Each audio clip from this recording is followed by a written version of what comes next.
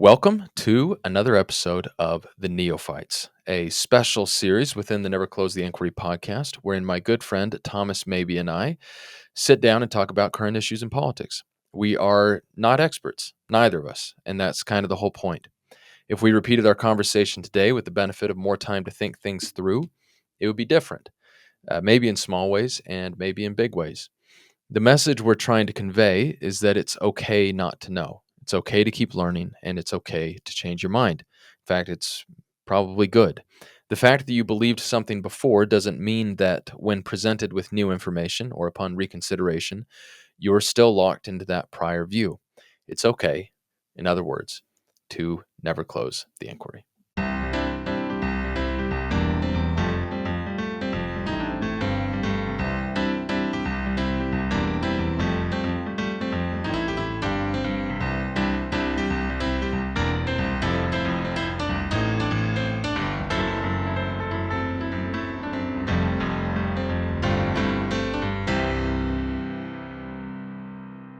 Welcome to another episode, another live episode for us Yep. of the Neophytes. Wow. Here we are again. And now we are going to talk artificial intelligence, which we intended to do last episode and didn't do. And I said no Yeah. because I had other important questions to ask that the people wanted to hear. Our dear listeners, whom we have decided are congregated largely in the East Asian or Southeast Asian country, city-state of Singapore. Mm-hmm. They needed that information. But anyway, we're recording back-to-back, and so now we're going to talk AI. And every opinion Hagen has is wrong. Just before we start. Quite possible. Just want that to be clear from the get-go. So just to set the stage briefly, we don't need to provide a whole bunch of factual background. I think everyone knows that AI is pretty rapidly on the rise.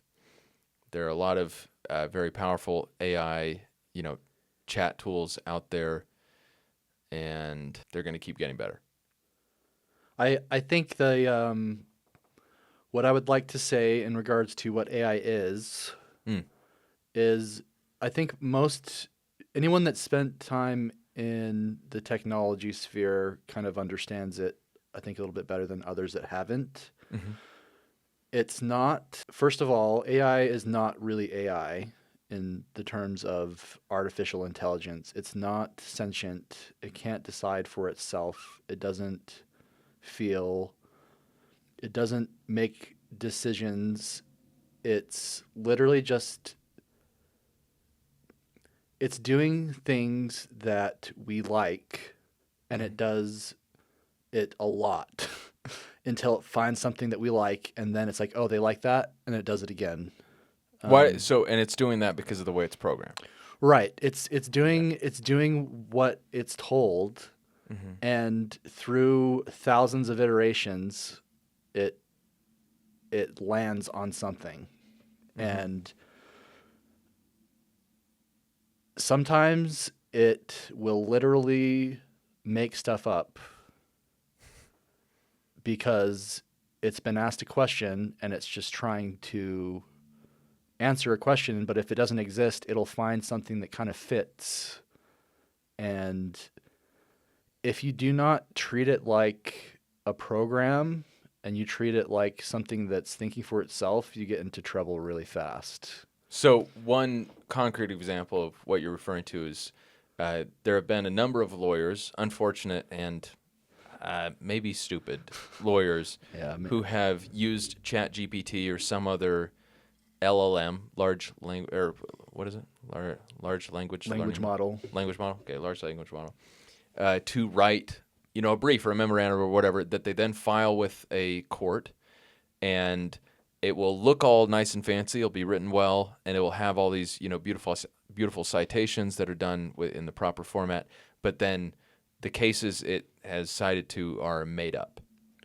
Right. Just literally invented, not based on any reality at all. Yeah. And another it happens to me quite often because I use AI for random things, and so I'll be using a particular software, and it's frustrating. I can't find exactly what I want, so I asked ChatGPT. I sent it a screenshot. How do I change this setting? Hmm. And it'll pull up this beautifully organized thing of what to do, and the first thing it says is to go to this particular tab, and it's like, okay, well, that tab doesn't exist. So I literally sent you. And sometimes I get frustrated and I actually type this back to you. I'm like, bro, like I sent you a screenshot. So you're treating this non-sentient Yes, thing as a I'm. sentient Yeah, being, yeah, and yeah. you're mad at it. It's like you idiot. Like what are you doing? I'm actually most of the time I'm very nice, just Uh-huh. in case they do become sentient. I want to be the guy. It's like he trusted us from the start. Yeah, like he was polite. You Yeah. know, I'll spare his DNA or whatever. They would put me in a prison of some sort, Yeah, probably. yeah. I'm just hedging my bets. Mm. But I'll send it a screenshot and we'll have they can look at it, but it doesn't exist, the thing that they're looking for, so they'll just make something up, Hmm. and then you confront them and ask them why, and it's like, oh, I'm sorry, I guess that doesn't exist. Try this, and sometimes it'll be right, sometimes it'll be wrong. But if you treat AI like it is correct and it knows what it's doing, you're gonna get into trouble a lot. So, and what you're saying though, that sounds like it's true for now, and like in however many years, whether it's 5, whether it's 10, whether it's something like that, that is going to be fixed, and this is going to be very good. Where if you ask it to write a brief on X, Y, or Z issue that you're going to file in court, it'll be able to do it, and it'll be pretty good. Eventually, that's the plan. Yeah. So let's talk about it as if that's going to happen, Yeah, because I think that will happen in the relatively short term. yeah, as far as its accuracy, Hmm. definitely we'll get there. But as far as actual intelligence, Hmm. artificial intelligence, there's there's a lot of topics inside of that where, how do we describe, Yeah. like we have the Turing test and stuff, and there are AI models that have passed the Turing test, Hmm. but how we don't even really know how our brains work. Like Yeah. we couldn't engineer a brain Hmm. and have it function. So how do we really describe something that's sentient, and how do we replicate that? There's a lot of questions in that, and we might never get there. It might be impossible, Hmm. or maybe it'll happen eventually. But um, that's I just wanted to make that clear that AI is not a person. Hmm. It can't think. It's just doing what it's told, and you can avoid, like if that lawyer, and I could be wrong, Hmm. but if that lawyer had said something specifically like, "Do not make sources up, please." Like, this is my reputation on the line. Yeah. Show me every source for everything that you've done. Hmm.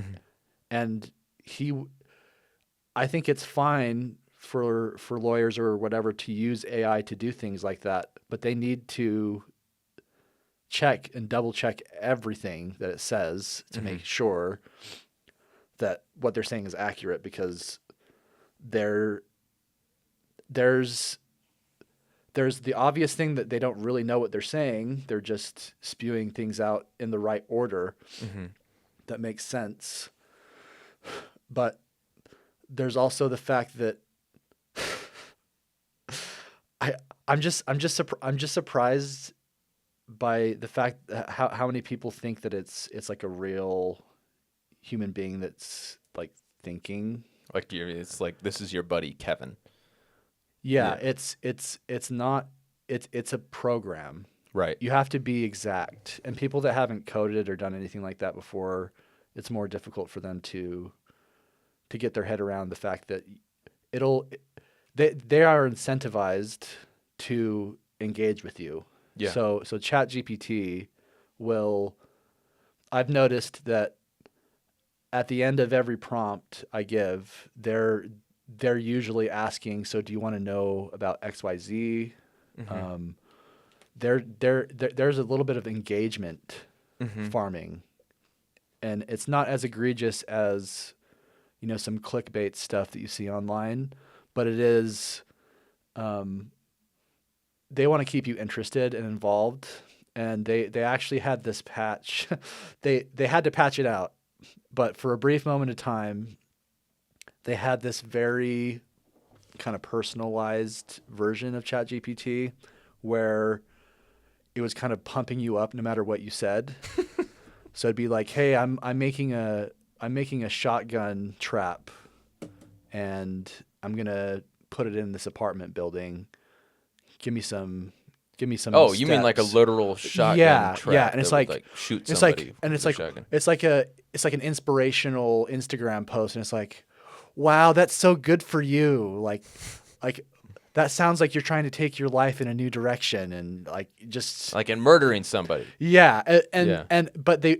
but there's rules about the things they can talk about, right? So they're Sure. like, so they wouldn't actually give you the information on how Mm-hmm. to do that unless you jailbroke it, and then it would tell you. But the actual program itself was just super positive about everything that was being said, and that's because people want to be told that their ideas are great. So if someone wants to start a business selling toilet lids that bark at you every time you sit on them, I don't know, something weird, it'd come up with like, "Oh wow, the market really needs something like that. It's a niche fit." It's Yeah. just I actually think if you had a toilet lid that would bark at you after a certain period of time, I think there are people that would buy that. it would reduce. Should we do that? It would reduce your toilet time. Yeah, I could see my wife buying that for me, honestly. Uh, yeah, We'll have to find a sponsor for that. yeah. We'll sponsor ourselves. They be our new international conglomerate. Well, we can do the manufacturing in not China. Our friends in Singapore. But there are two things. We're kidding, of course. We would have a factory in Ohio. There are two issues that I want to talk about with AI that concern me as a non-AI person. Like the AI I use, it's like Google gives you the AI summary or whatnot. Like I look at those usually, and then we'll click out of it to some link or whatever. And other than that, I don't know that I use it. I don't have a subscription to any LLM. Don't use it to write. Other than the Google thing, I don't use it to do research. Uh-huh. Yeah. So I come at it from more of an outside perspective, not an entirely outside one. And not a tech guy. So two possible concerns. The first we'll discuss second. The first is that as it gets better and better, it will replace more and more jobs. There are a tremendous number of jobs that are today done by humans that very shortly will be they'll be doable by computers, by AI. And then the second issue, which I want to discuss first, is that it will replace human thinking, and basically, it will deteriorate our ability to think. And the reason I'm concerned about that is because of how plastic and moldable our brains are. How much how much they are like muscles, where when they're tested, they grow, and when they are not used, they atrophy. The same thing is true of our brains. I mean, you like doing an experiment with this personally, it will take time, but as it would with a muscle. But like just a couple of examples that jump out to me off the top of my head. But my memory, as I think about it, is not particularly good. and I don't think it's getting better. Hmm. No, you're saying that. So Really? in high school, like, so, everyone has, natural facility for one thing or another and a lack thereof for another thing. So I naturally have pretty good memory for numbers. Yeah, just so everyone knows, like Nick is probably, if I had to choose a person to be like this gigabrain remember a random fact, or if the world was going to explode and Mm. someone had to memorize like some weird law or something, or the world was going to explode, I'd probably choose you. That's high praise.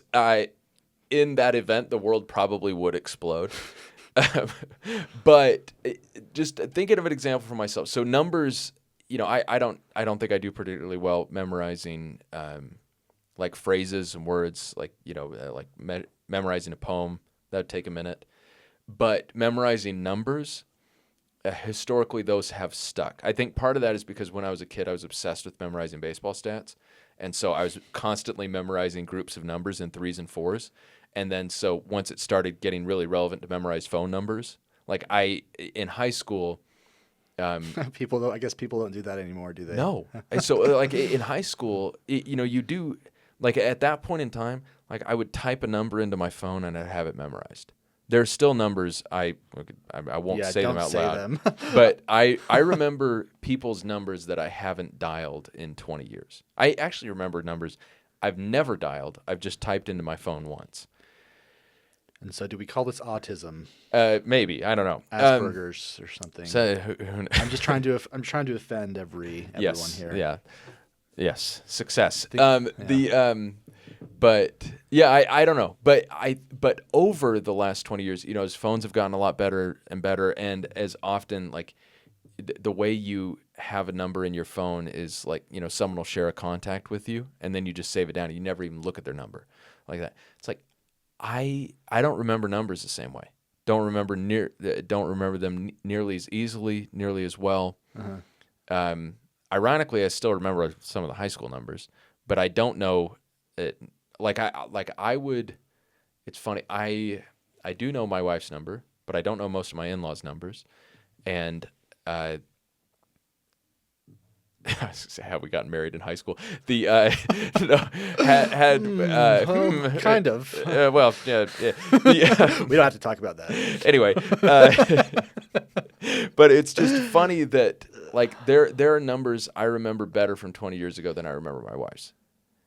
And I think some of that is like just literally I haven't used my brain in the same way. Mm-hmm. It's the same way, like, when you're in high school and you're doing a lot of math, you'll get, maybe you won't get great, but you'll get as good as you're ever going to get at math. And then you start doing math, you try doing some long division in your 30s, and it's like, this is hard. Yeah. So I think two things, I guess. Well, in as much as the ability to remember those numbers helps you, then yes, reliance on AI is a bad thing. Yeah. I think it kind of answers the first question too. Not answers, but is a response to the job question of,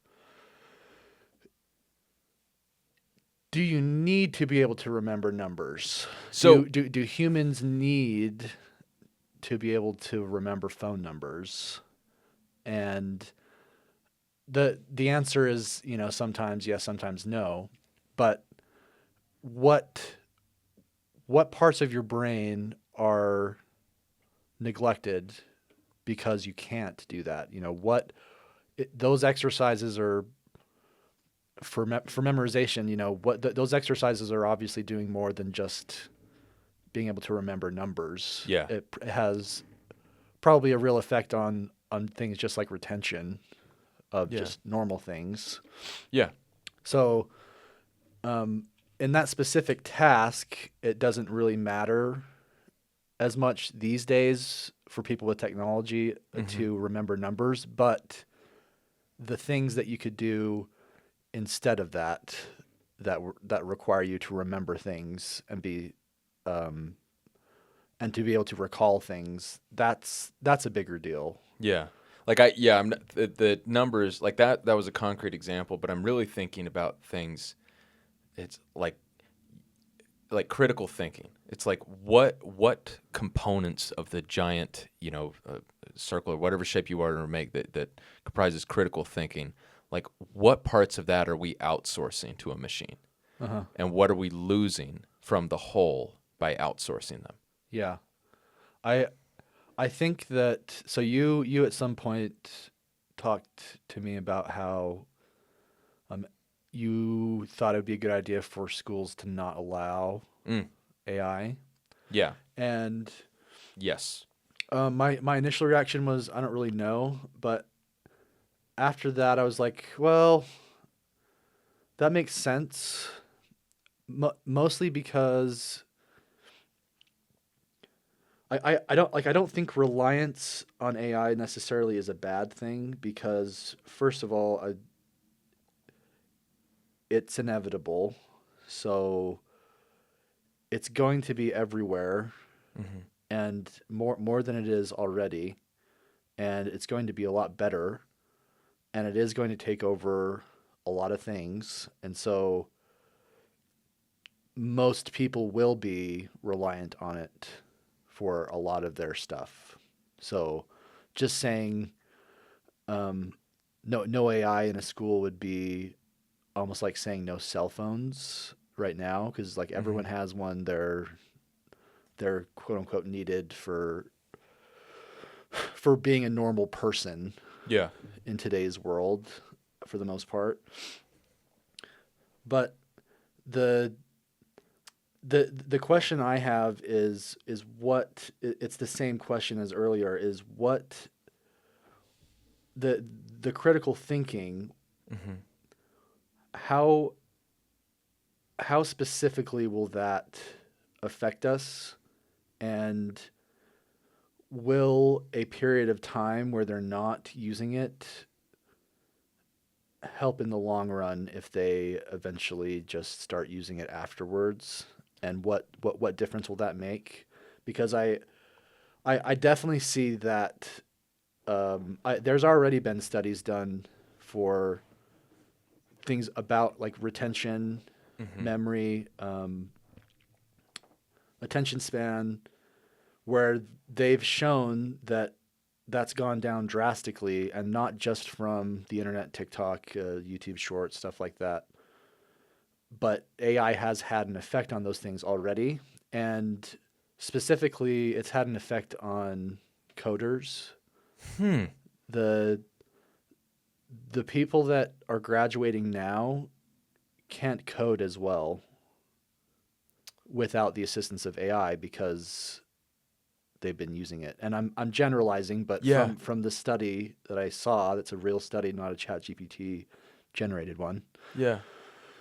It, it's already having an impact on certain fields.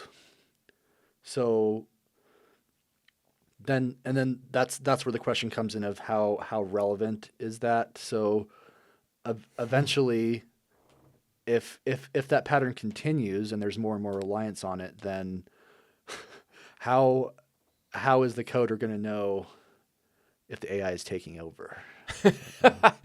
So Who's watching the watcher? You know, it's the less capable you are, the more AI gets to kind of run things, and yeah. even if it doesn't become sentient, it could still cause damage.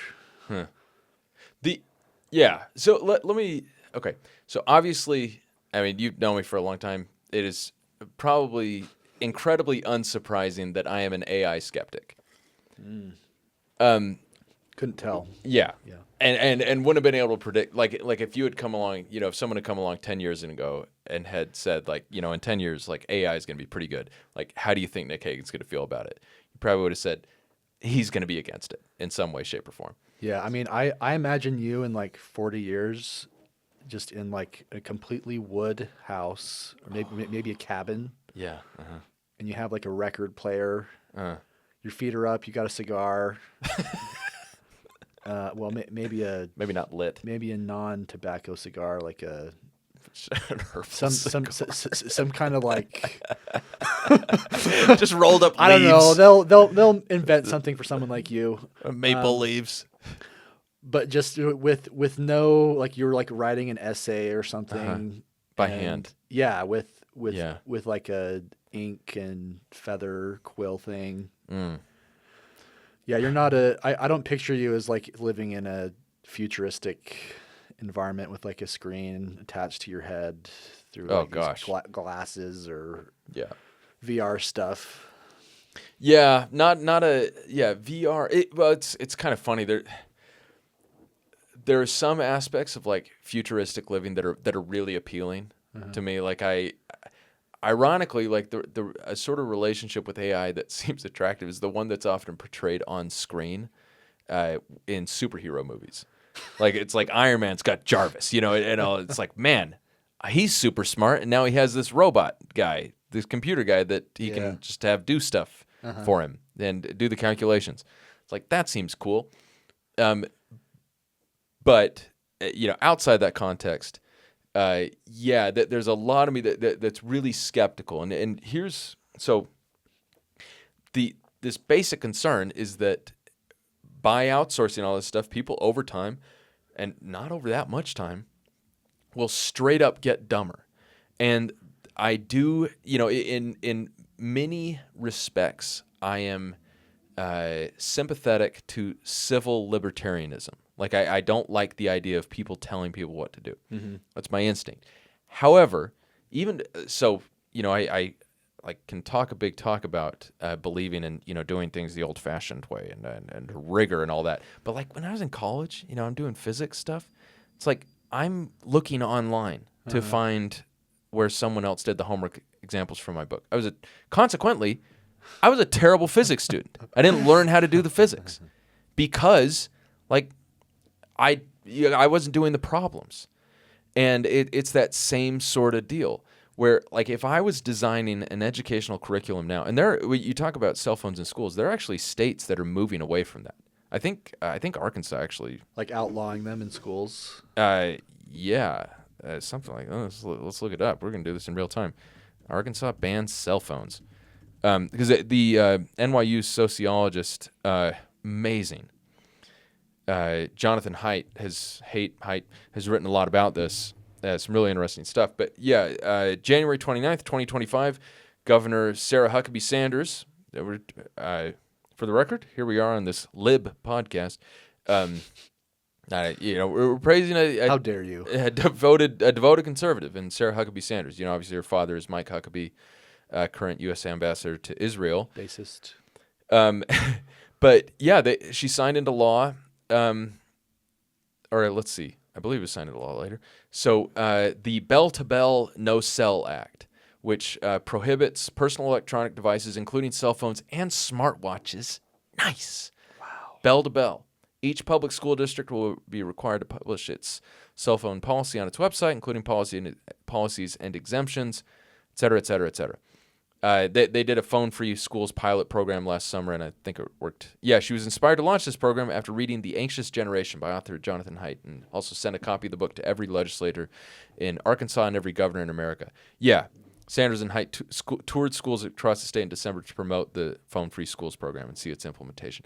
Call me a troglodyte. I'm fully on board with that. What I would do if I were designing the educational curriculum, one, I'd do that. So K through 12, banning colleges, frankly, colleges, so it's a little harder, a little tougher logistically. But the bell-to-bell no cells. Okay. So yes, fully on board with that.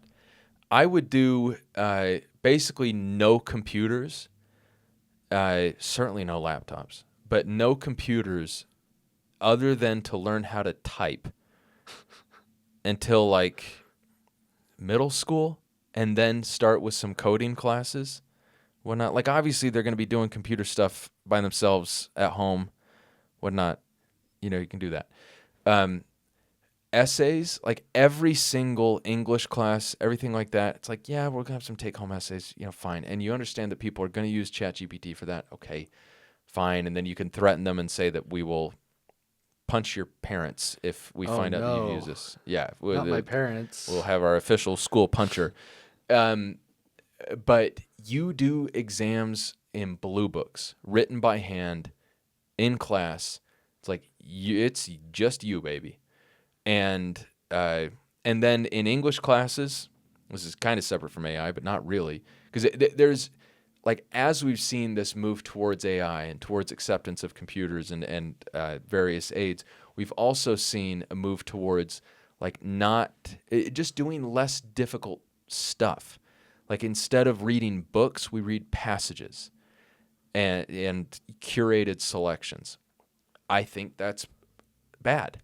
You should be doing the whole thing. Do it. You should do what is harder because it is harder. Hmm. And I really believe in that. So yeah, and so blue books that would be all the way up through every single educational thing. We typed our at law school you do your final exams. They're written. You're doing them on a computer in person. But I mean, you'd get kicked out immediately if you were cheating. So I don't know if it's as much of an issue there. But So, yeah, oof.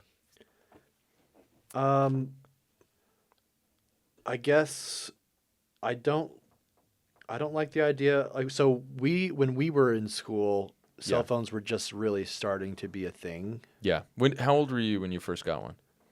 I was either 16 or 17, maybe. Yeah, I had a Um, crappy one at 13 because I went to school. So like I went to school across town out west for middle school, and so I was taking like the city bus home uh-huh. and whatnot. So I had I Yeah, think a like Nokia I Motorola borrowed my mom's phone sometimes, to play like games when I or was like younger. yeah. When she needed to make sure she could talk to me, Oh yeah, it yeah, was yeah. like a Okay. Nokia brick phone. Yeah. I think I Loved had a playing Snake Motorola. on it, man. My first phone wasn't even cool enough to have Snake. Uh, Devastating.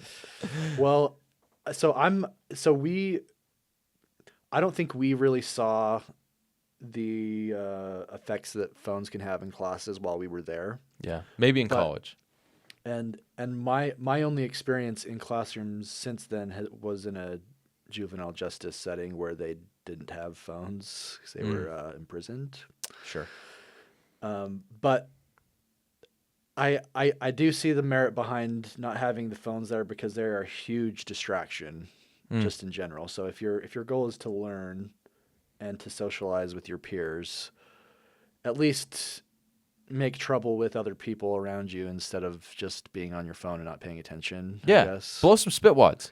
Yeah, do I think that's preferable to just becoming zombies and just scrolling TikTok forever. Yeah. Um, so I can agree with that. I again I do agree with you that there's going to be some pretty large cognitive deficits for not using those things. Like the cognitive load is less, Yeah. just straight up. And that I mean that's what I'm doing when I'm using ChatGPT is it's okay, my mom's car is only having sound coming through one side of the car. Hmm. I could go through all of the settings, try to find the right one, and then figure it out myself. That would take time Mm. and some mental effort. Or I could just say, hey, ChatGPT, my mom's driving this car. The sound's really annoying. It's coming out of this side. What do I do? Hmm. And if it doesn't make anything up, then I can just fix it right away. Yeah. Um, and and so it doesn't. So in that particular case, I'm not using my brain to do that task. Um, and so I'm missing an opportunity for that part of my brain to grow. Um, but the argument is, does that really matter in that scenario? And the reason I'm mostly okay with your idea for schools is because I think there should be a point where you have the opportunity to do that and actually develop that. Mm-hmm. But I think the reality is everyone, um, in a similar way to anyone coming out of high school now, has had a cell phone Yeah. or will get one very soon. Um, Everyone will be using AI. Yeah.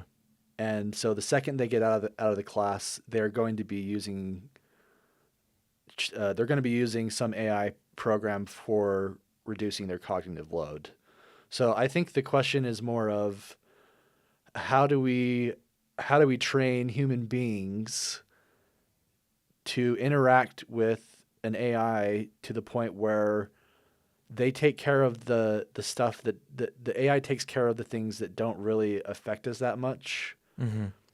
but we can use our brains for critical thinking to solve other problems and use our brains more efficiently. Yeah. Where Using quotations here. So like instead of a I wrote it down. I'm trying to think of an example, Yeah. but like maybe there's just we can use more of our cognitive load to do more important things. I think that's the I bet that's ChatGPT's argument if you were to ask it, type it in, Yeah. um, that it takes care of the things that are more inconsequential for us and which allows us to think more deeply and carefully about more important things. Yeah. I don't really know what that means. Yeah. I yeah, I think the division I think of is augment versus supplant. So Yeah. to the extent AI augments what you're able to do, and you are able to now think with the power of two people, or however many, like, when we think of, people doing cutting edge research or something, it's like, we're really caring. We really care about, like, at some point we really care about the results. We don't just care about how we get to them. So to the extent right there, we're using AI to maximize what we're able to do. Okay. But when AI supplants what we're able to do, and over the long run, we see a diminishment in our capabilities and our results. That So are you picturing Wall-E? I haven't actually seen the full movie. Oh, really? Yeah, no, I know. Yeah. Okay, well, basically, spoilers for like the first 2 minutes or something. There's Oh yeah. No, there, I've seen enough. Yeah. okay, so they're in a ship, Yeah. and all the humans are fat, Like fat, really, really, like like to the point of being immobile. yeah, like not able to move, Yeah. and they are really dumb. They can't think. They have incredible robots because Yeah, they haven't done and anything. they have everything given to them. So is that what you're kind of picturing? Is like the future of humanity is Yeah. just kind of being Kind of, a little bit, at least mentally. Yeah. So I think my concern is something like, obviously Wally would be a very extreme version of that, but it kind of is. That's what bothers me. Like, bothers me philosophically, and then it actually just actually concerns me. well the as is a problem with me sometimes is all this kind of devolves into a existential crisis of like what is a human being really? Yeah. Does it matter if we're smart? Mm. What's the point of humanity going forward? Yeah. Because a lot of extreme people would say that this AI is a superior life form if it eventually comes out. Yeah. That we should just use it and do whatever we want as human beings. Mm-hmm. And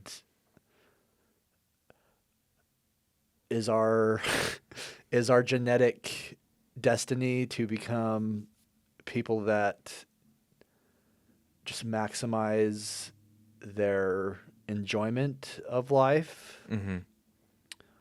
or is it to pursue something else?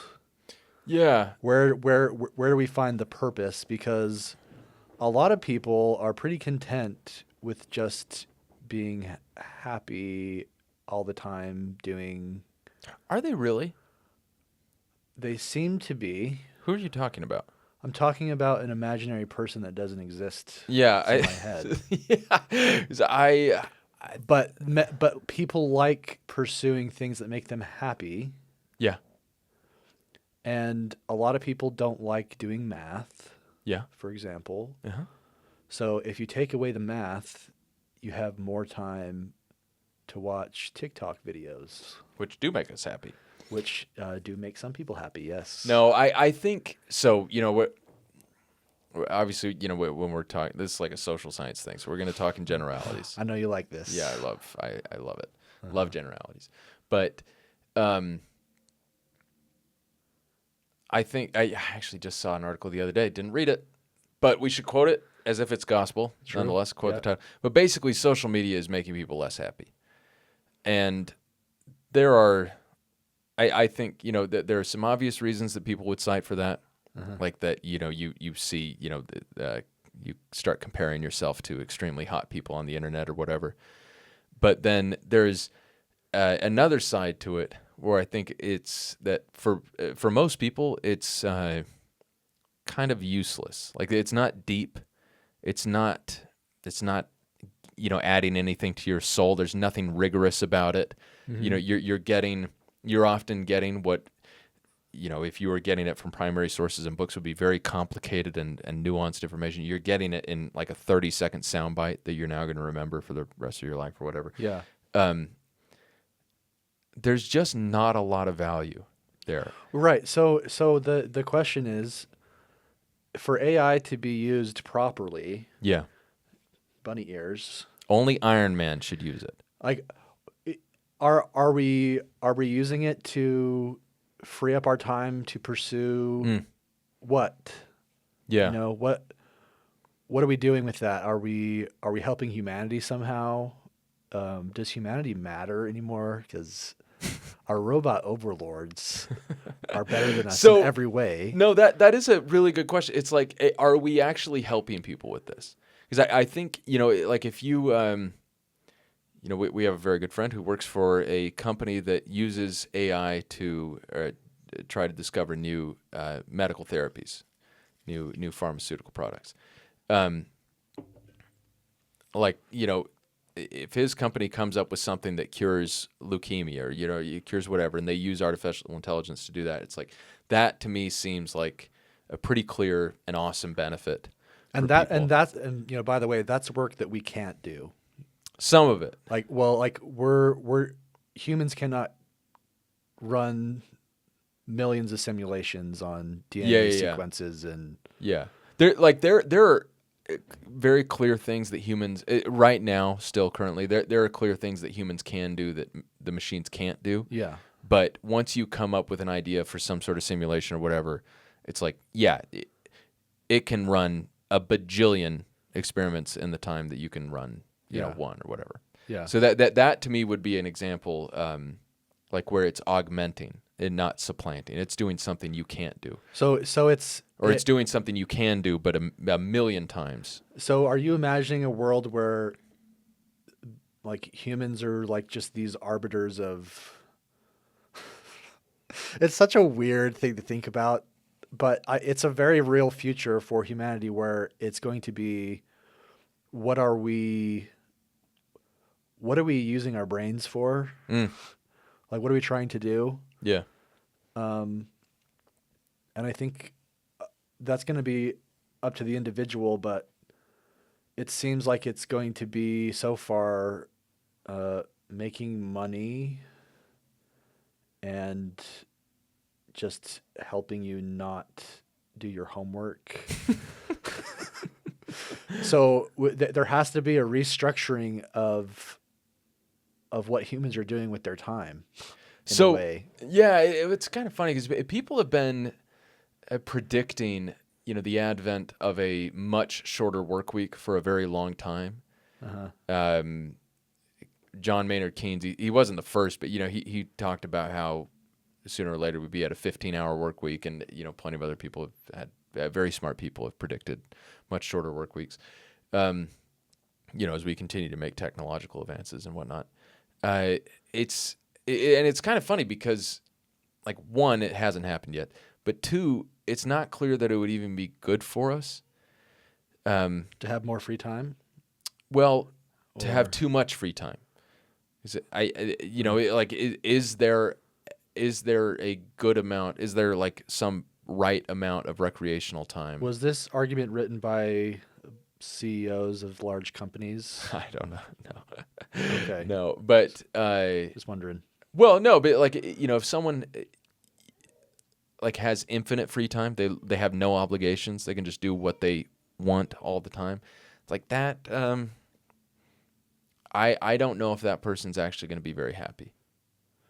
There's certainly that's what I'm trying to say about the way that we are spending our time is going to have to be thought of differently, because instead of and that's kind of how it's worked as technology has improved, is some jobs are lost forever as time goes on, and we have to think of new ways, and there's of course there's new jobs that come up with new technologies, but I don't know what kind of work comes with an AI that can do anything you want, and like how, because in my head I'm thinking, okay, well, the human's like running the AI, right? So it's a director, like a manager of sorts. Yeah. But when an AI is an actual AI that can think for itself, well, let's say that it never becomes sentient. It's just a really, really good ChatGPT. Yeah. that can run things, that can run simulations and stuff at a really fast rate. If a human has an idea on how to make a law for, I don't know, maybe there's a lot of drama about people smoking in a park or something, and there has to be a law that satisfies both parties. And could a human come up with a better law than a machine that could run all these simulations? I don't know. Like the argument for humans being able to think is a good one, because I like thinking. I think thinking's good. You're pro thinking. Yeah, I think thought is generally a good idea. You can go overboard, Sure. as I've discovered. But if there's something that can do it better, Yeah. it gets into what are humans really doing? Yeah. Anyways. No, it's yeah.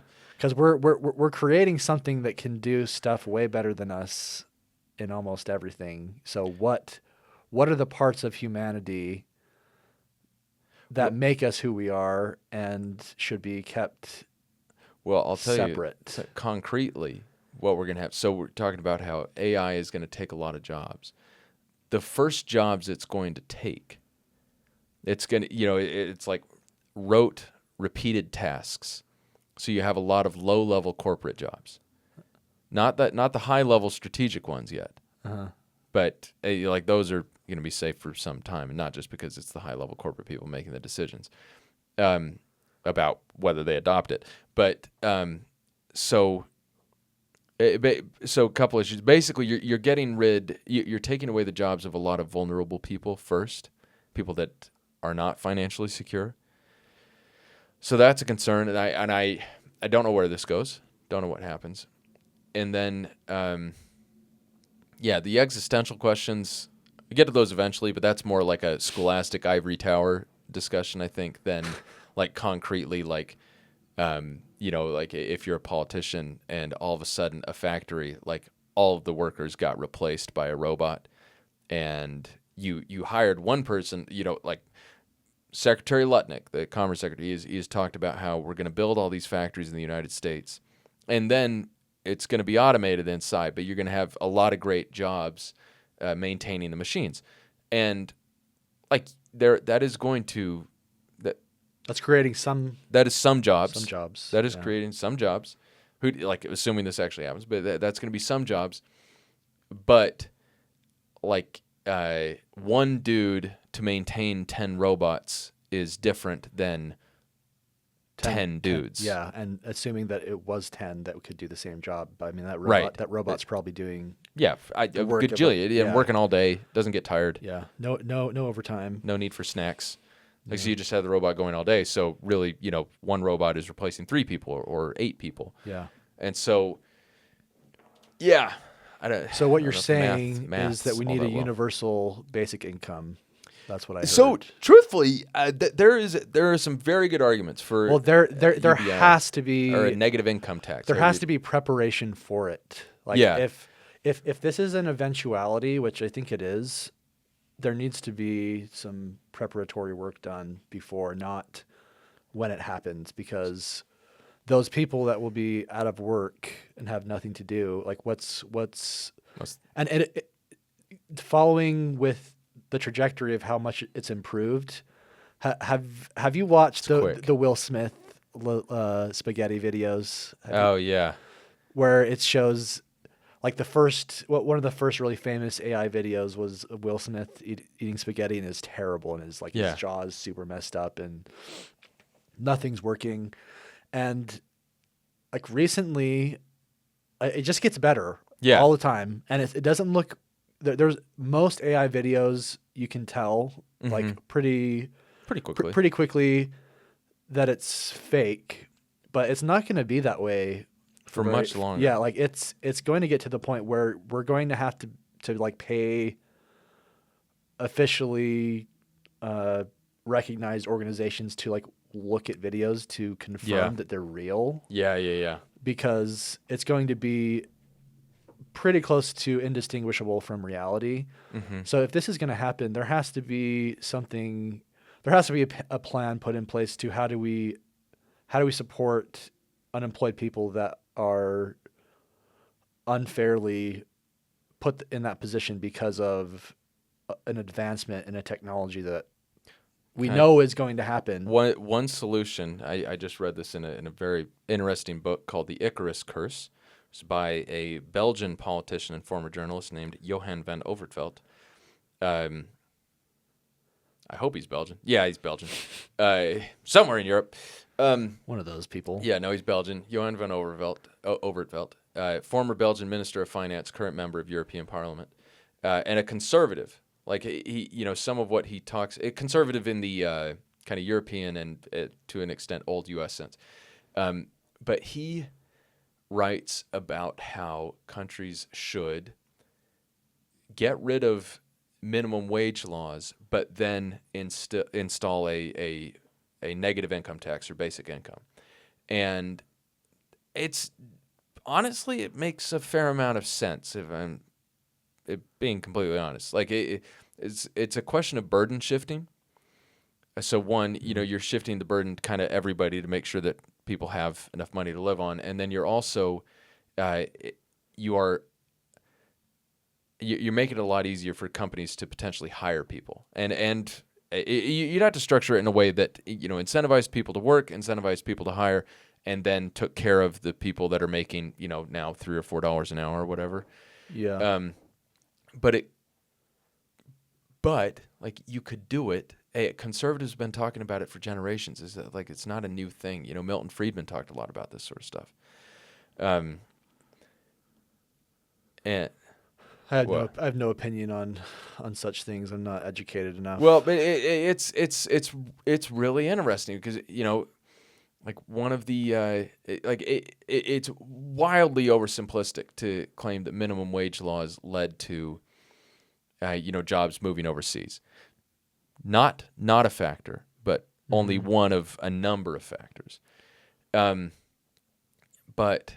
like if you're a company and your option is to continue to employ 12 people at $18 an hour or get a robot for like $800 or $8,000, however much money it is. Yeah. Like you're probably roboting up. So maybe we need to be like not everyone can be a high skilled worker in the future, right? Probably true. Yeah. Like, I mean, in my simulation games that I played, okay, Mhm. where you build cities, Mm-hmm. you have to make sure that not everyone is college educated Hmm.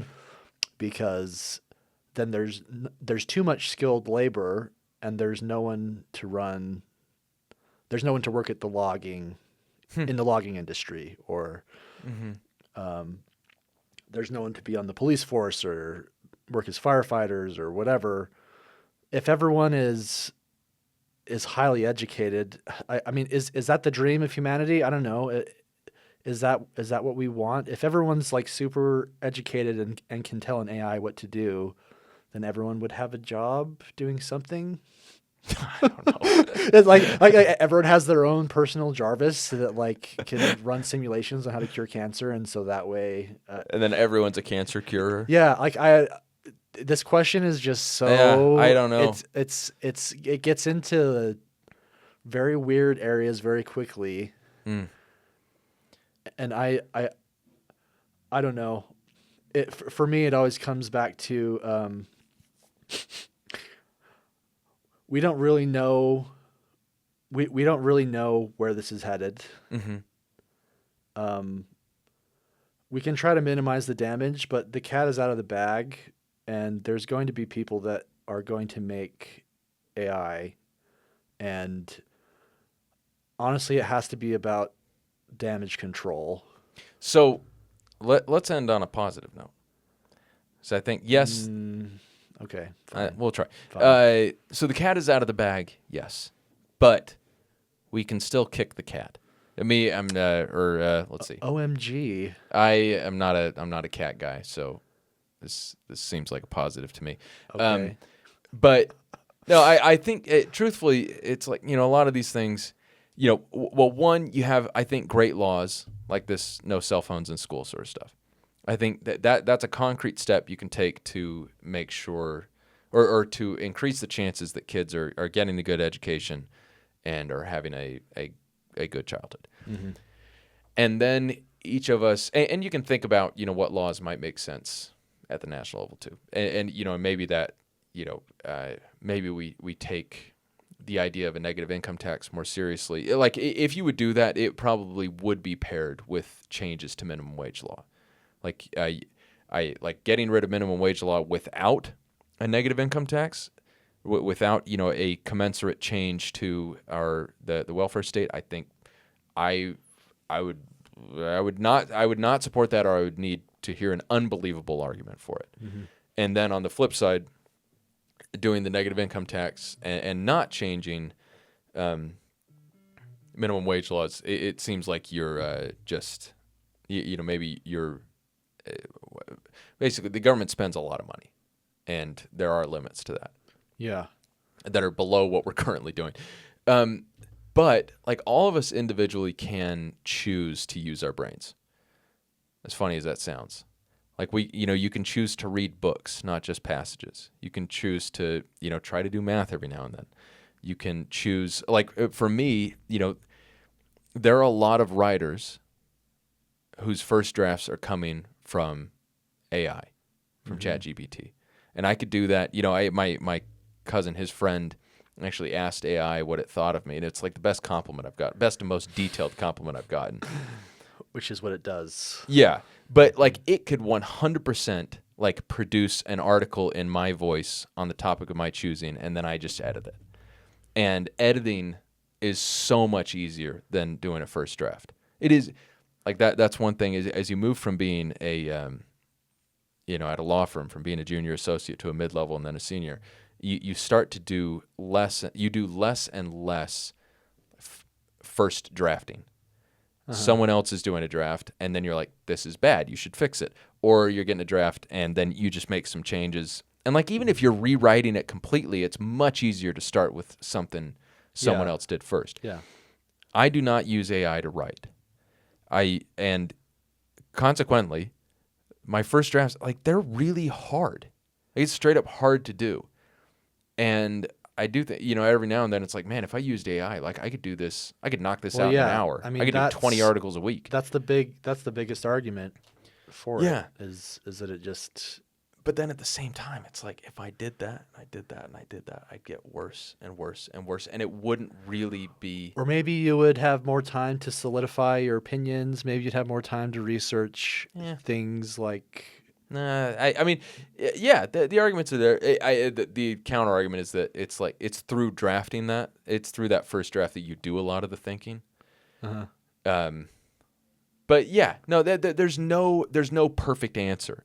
It's like you do it with AI, and maybe it actually makes you better, and it certainly makes you faster. So is your goal to be like in the bodybuilding community? There's the people that are all natural. Yeah, well, I'm natty. So you're like the all natural rider. I didn't take creatine until I was 32. So yeah, the natty community has some. I'm simpatico with the natty with the natty community. Yeah,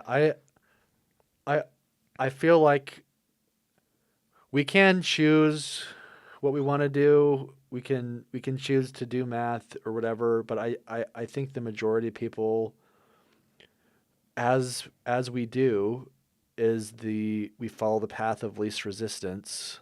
Yeah. And I guess we wanted to end on a positive note, didn't we? So yeah, That's very difficult for me. So maybe you're gonna Well, have to take that over. Well, no, I think it's like the path of least resistance is always tempting. But don't do it. And so And you'll be rewarded. use AI to augment what you do, not to supplant what you do, and remain smart. Get smarter. Yeah, I think if you want to be not dumb, you have to do hard things. Exactly. If you want to be in shape, you got to work hard. You got to do difficult fitness things. They're not comfortable. If you want to be a smart person, you have to exercise your brain. Oh man, it's gonna be so hard for. It's a spooky future. I think. Why do you keep giving us new ends? Because it's what I do. Yeah. No. Yeah. Like kids growing up have. There's just so many problems that I hope. Here's what I genuinely hope that this is the future. Is that I hope AI is genuinely going to become like this super smart thing that actually helps humanity and does do things like cure cancer and all of these problems that have plagued us forever. And then we can actually spend time as human beings to think about the things that are important to us and figure out what that is. There's obviously humans have talked about that a little bit. It has come up Once or twice throughout the history, but maybe there's a lot more to be found for us if we can literally offload all these tasks that we're trying to complete now. Maybe there's a future where we have more time to think about ourselves and how we fit in. And that's a selfish thing because I'm always thinking about, Is this we would have world peace if only we didn't have to mow the lawn or whatever or like yeah, like if humans understood their place in the universe, they wouldn't want someone else's land.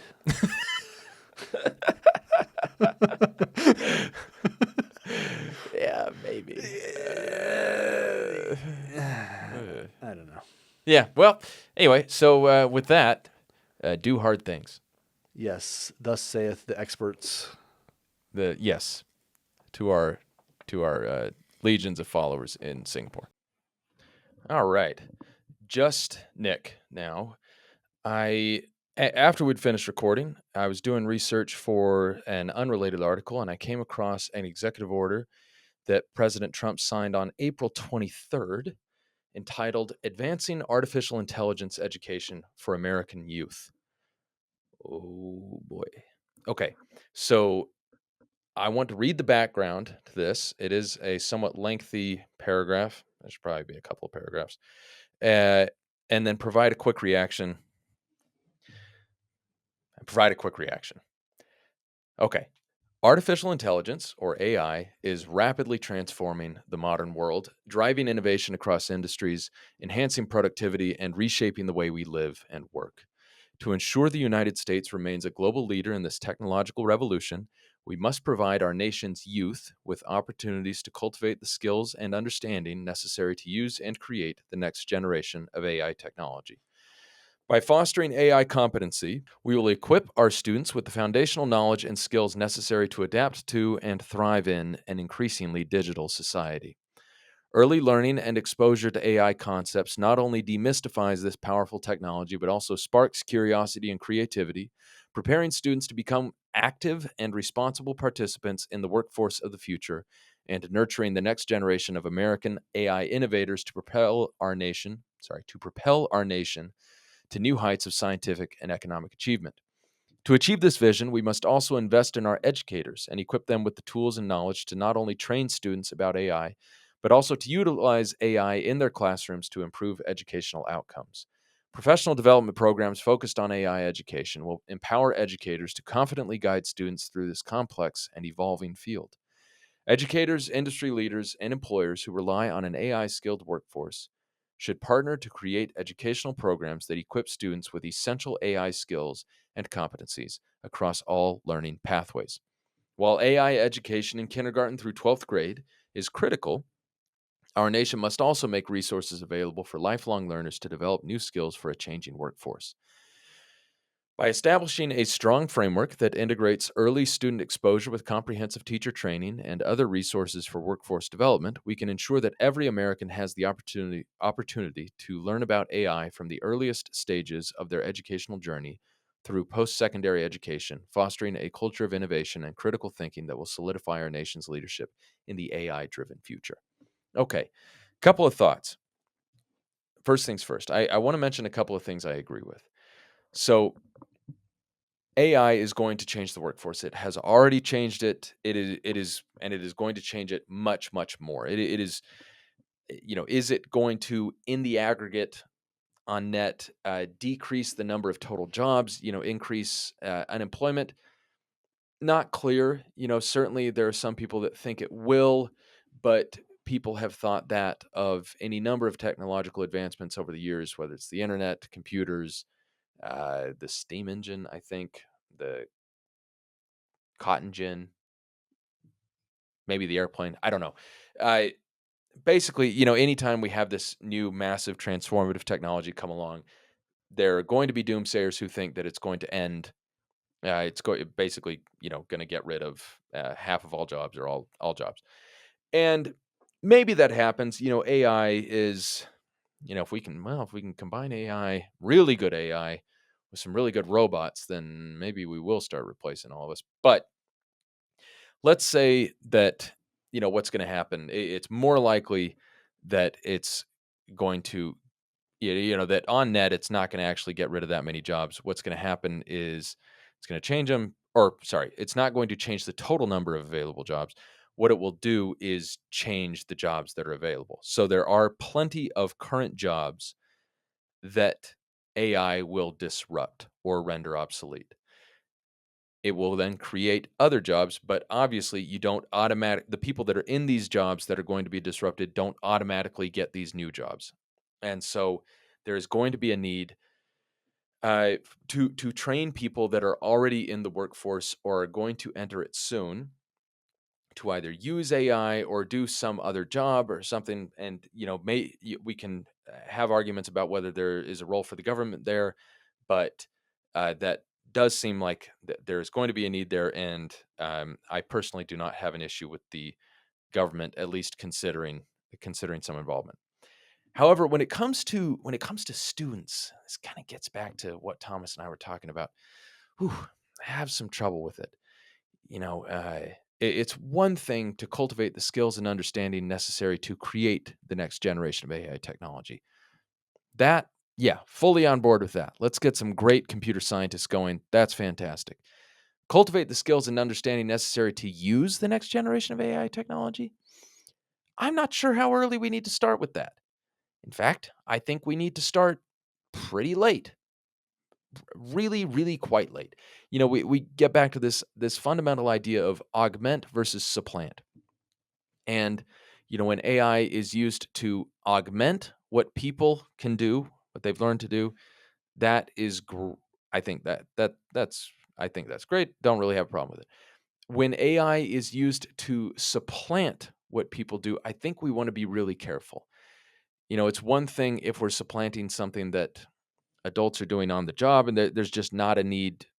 We don't really need people to do this, and as humanity, we're not losing a lot by losing this skill, because I think that is pretty much what happens. Um, but for kids, I mean, my gosh. So to take a couple of example, well, actually, let's start with this.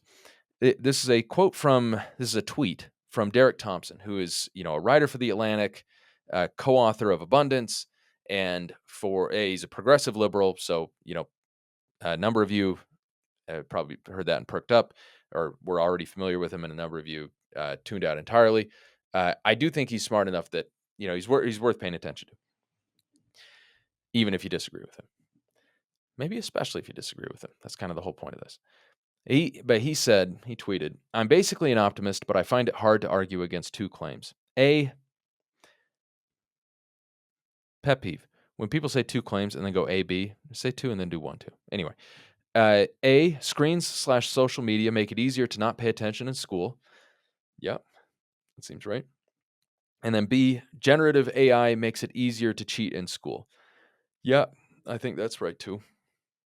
And then he says the combination of A plus B is going to be a huge challenge for young people's education. Yeah, I think that's probably true too. Then he says when you layer over that the fact that generative AI tools are going to get more intelligent, true, over a period of time when teen and adult literacy scores are declining, I think you've got the basic ingredients of a pretty serious cultural problem. I am inclined to agree. So let me just share a couple of stories from my own life, kind of explain why this concerns me. So there's two aspects to this. One, why you don't want to use AI too young, and computers too young, all that. And then two, why when we're talking about students, especially K through 12, as much as, there's a big part of me that likes leaving people, free to make their own decisions and everything like that. When we're talking about kids, I think, there's a place for the state, in the K through 12 context, in the school context, or parents to take somewhat of a heavier hand to guide people in the right direction, make it easy for them to make good decisions. So, first off, with this idea of giving them making sure that they develop the building blocks themselves. Okay, so I love to write music. Okay, I am not, I'm a hobby level songwriter or composer, whatever you want to say. So I like the intro music for this podcast, I wrote, and I've written a number of other things that are approximately of that level of complexity, which is, not that hard, but certainly enough that I've had a lot of fun with it over the years. It's something I care about. It's something I like doing. The biggest limit on my writing, on my composing, isn't a lack of creativity. It's not a lack of musical ideas. That's not how it works. The biggest limit on me is a lack of technical ability. It's that I'm not a good enough pianist. I'm not a good enough guitarist. I'm not a good enough cellist. I'm not a good enough singer. Eh, well, I'm not a good enough singer, but I'm not sure if that ties in quite as much. But anyway, I'm not a good enough. I'm not a good enough technical musician to write like I want to. When I was growing up, I didn't practice very much. There were certainly plenty of opportunities. I took piano lessons. Then for a couple of years, I took cello lessons. Then later in college, I took voice lessons. My two younger brothers are both excellent violinists. The middle one is actually he is a concert violinist, a professional concert violinist who travels the world playing the violin. So he's very good. Um, but I did not practice very much. I liked to play the piano. I always liked to play the piano, because I liked to write my own stuff. But I didn't love to do scales, and I certainly didn't like to, take the time, and it required me a lot of time to learn, difficult sonatas or, concertos, whatever it would be. And so because of that, I am left today with only this limited set of building blocks to use as I write. Had I developed much more technical skill, had I played much more, had I taken the time to learn much more of what was written by the historical greats, whether you're talking about Beethoven and Mozart, or whether you're going to the 20th century and talking about some of the great jazz musicians, had I learned to play what they wrote, I would have far more building blocks to write my own music. Today, I'm doing what I can with like 3 Legos, and I have a lot of fun with those 3 Legos, but it would be so much more fun to have more of them. And I did the same thing as a student. So when I went to college, I started out. I ended up majoring in English for reasons we'll get to in a second. I started out minoring in creative writing and majoring in physics.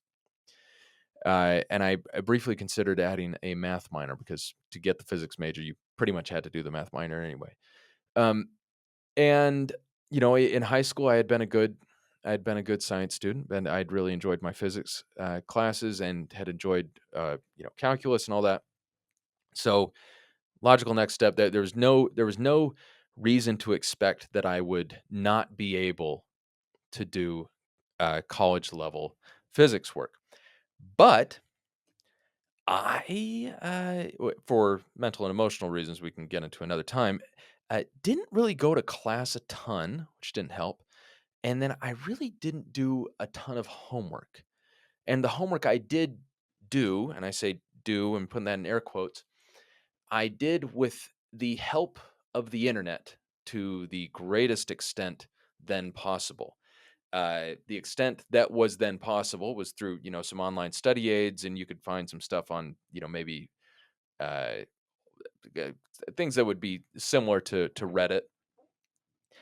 Uh, Obviously now students have far more resources available. You can have AI give you a really nice first draft of your essay, and I would imagine you can have AI do math problems, which would have been really cool. Um, but so the issue was, I was, looking at these problems, and I'm looking at how other people did them, and I'm copying it down, and, I'm turning in my homework and all that. And I think, okay, I read through it. I saw how this other person did it. They got to write that. Okay, I know how to do this. And I didn't know how to do it because I hadn't actually done it myself. So I take the final exams, take the midterms, do horribly. I failed a number of exams. I failed a number of classes, repeated classes, partial differential equations. I got a B plus on my third try because I finally kind of started. Well, maybe it was. It eventually sank in. These bad habits, like if you repeat them for long enough, apparently you will learn something. But anyway, as a student, I did not have the self-discipline. I did not exercise the discipline, didn't have the wherewithal to force myself to do what was necessary to actually learn the stuff. And the concern is that it has never been easier to not actually learn to do the stuff. And our policy should be to make it attractive to do the stuff. We need to explain why students need to do this stuff, and then make it easy for them to do it. So I think, I agree. There are many areas in which I disagree with Arkansas's governor, Sarah Huckabee Sanders, but on this, I agree. Keep to the greatest extent possible, keep the screens out of schools. Make it to the greatest extent possible. Make it easy for people to do the hard stuff, to do the work that is going to actually teach them how to do what they need to know how to do. And I realize I'm speaking in hilarious generalities, and it sounds probably very stupid, but I really do believe in it. Give yourself the building blocks, exercise the muscles, all that. Need to be, AI, it's going to change things, and it's going to be up to us how much of that changes for the better. All right. And that was the interview. Thank you very much for listening. If you wouldn't mind, please do leave a review for the podcast. I believe those are important. And subscribe to the newsletter, which will be linked in the show notes or can be found at neverclosetheinquiry.substack.com. Thanks.